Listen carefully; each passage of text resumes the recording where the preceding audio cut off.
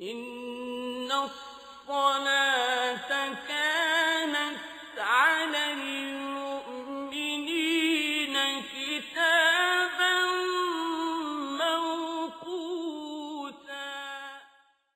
May 28, 29, 30, 31 ذی القعدہ 29 اور ذی الحجہ کے 1, 2, 3 تاریخوں کے اوقات نماز اور روزہ ملاحظہ فرما کر ان کے مطابق نمازوں کی پابندی فرمائیں.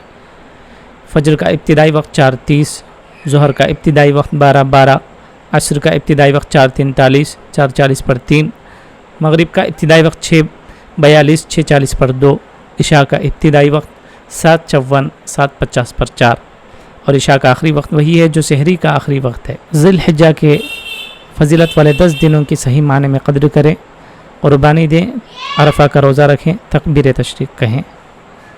جزاکم اللہ. السلام علیکم ورحمۃ اللہ وبرکاتہ.